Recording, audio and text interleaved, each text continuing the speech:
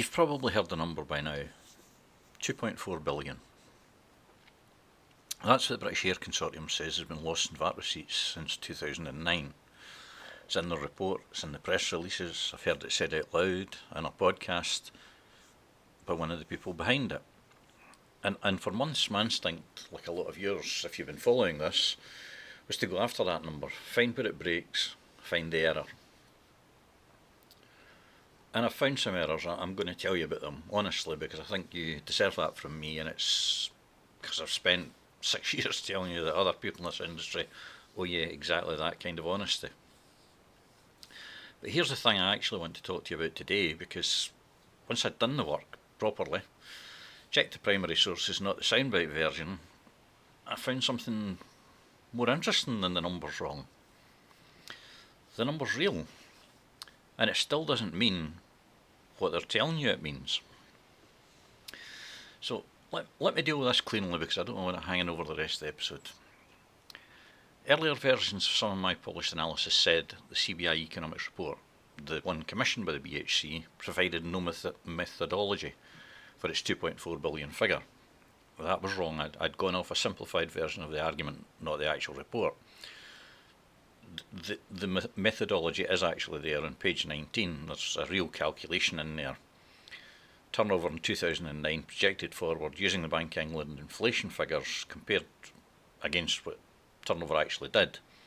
A gap, a VAT rate applied to that gap, 2.4 billion. There is different VAT rates in there, but we'll give them it. Just let's accept 2.4 billion. And also published a table of HMRC data that turned out to be a smooth secondary version of the real thing, not the actual Freedom of Information response. When I went back to the primary later, some of the numbers in the middle years were different. Not the overall story, it's still balanced out, but it's different enough that I've corrected it and that I own that mistake. And I attributed a specific figure, a proposal to cut the VAT threshold from £90,000 to £30,000 to the CBI report itself. It's not in the report, it's in the Salon Employer Association own published campaign aims. It's a different document, same coalition.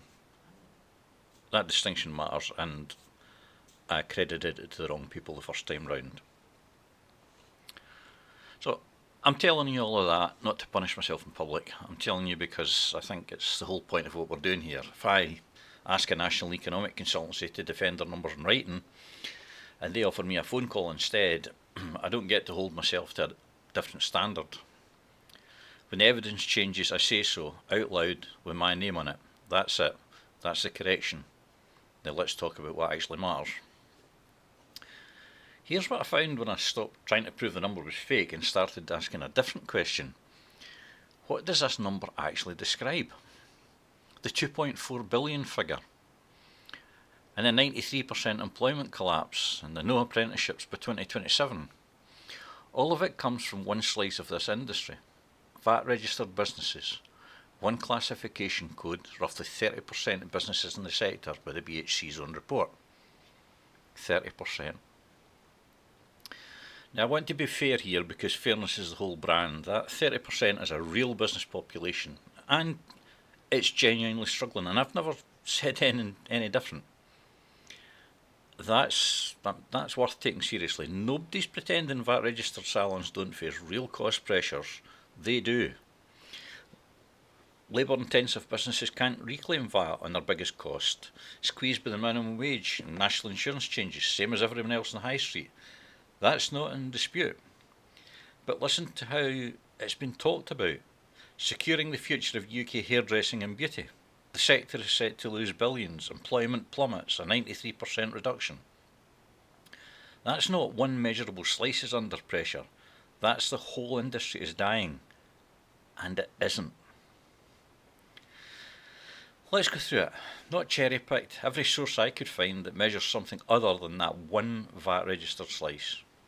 Consumer spending, what people actually pay for hairdressing and beauty across the whole economy. Registered, self-employed, chair renters, everyone. 40 years of data, growing pretty much continuously. £9 billion a year now, up from 8.15 billion before the pandemic. the share of household spending going to this industry sat at the same level, 7, 8/10% for 40 years. That's not what a dying industry looks like.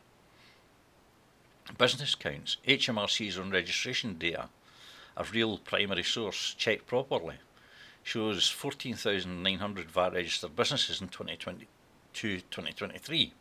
It's the highest point in at least 5 years, not a shrinking population, a growing one. The BHC's own report admits total workforce, employed plus self-employed, sits at around, well, they have it at 230,000. HMRC have 210,000 self-employed and 160 odd employed. So employment's basically flat. What's changing is the mix. More self-employed, fewer traditional employees, although that has actually turned in the most recent data I've got, and by the 19th of this month we'll have more up-to-date data again. So I mean that's real. It's worth discussing and shift in how people work in the industry, but it's not 93% of jobs disappearing. It's the same number of people working differently. But here's the one that actually stopped me. I went and got the long view, same broader data set, the one that counts every VAT and pay-as-you-earn registered business, not just the slice above the threshold. Going back as far as I could get, all the way back to 2009, the same starting year with the 2.4 billion figure uses. In 2009, that whole formal sector, every registered salon, not just the big ones, turned over £3.87 billion. Today, 6.1 billion. That's not a decline, that's a growth of 57%. The number of businesses in that same 16-year window up from 25,500 to over 50,000, very nearly double. And employment, actual people in the books working in the industry, formally counted, up from 128,000 to 178,000, up nearly 40%. So I want that to sit with you for a second, because it's the same 16 years, the same industry, the same starting point, 2009, that the 2.4 billion figure uses as baseline. One version of 2009 to now says the industry lost billions and is heading for collapse. The other version, the one that counts everybody, not just the VAT register slice, says turnover is up 57%, business numbers have nearly doubled, and employment is up close to 40%. Those can't both be describing the same industry, and they're not. One of them is describing the whole thing. The other is describing 30% of it, wearing the whole thing's name. And that's where all of the counting's gone wrong, because they're using one set of figures as fact and talking about the whole industry on the other hand and commingling them, and that's, well, I've got my own opinion. One honest caveat, because I'm not going to do to you what's been done to you. The long run series has a gap in the middle. I don't yet have every single year between 2017 and 2023, just 2009 through 2016, 24 and 2025. So don't picture a smooth line climbing steadily every year. Picture two solid verified endpoints 16 years apart, both from the same real data set, and a middle I'm still filling in. The direction's not in question.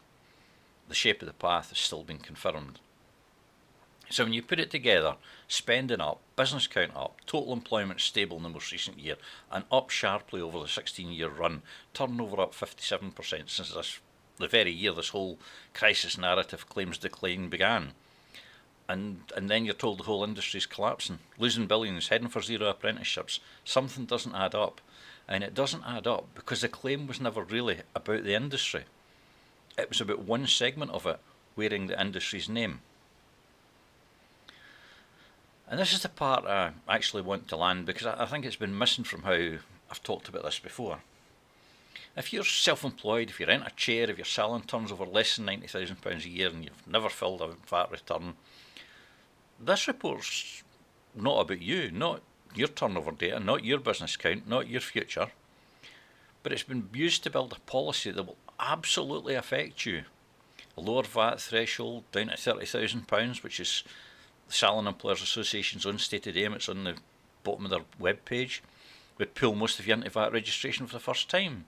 New admin, new quarterly filing, and most importantly, you'd lose the one advantage you currently have, the ability to charge less than the salon down the road that's VAT registered. That's not abstract, that's your prices, your margins, your Tuesday afternoon. So when the voice claiming to speak for the industry is actually speaking for the 30% and using a genuinely inflated sense of crisis to do it, the rest of you deserve to know that. Not because the 30% don't matter, they absolutely do. But you matter as well. And right now, nobody is counting you in that headline number at all. So here's where I've landed, and I want to say it plainly rather than just let it sit underneath everything else I publish.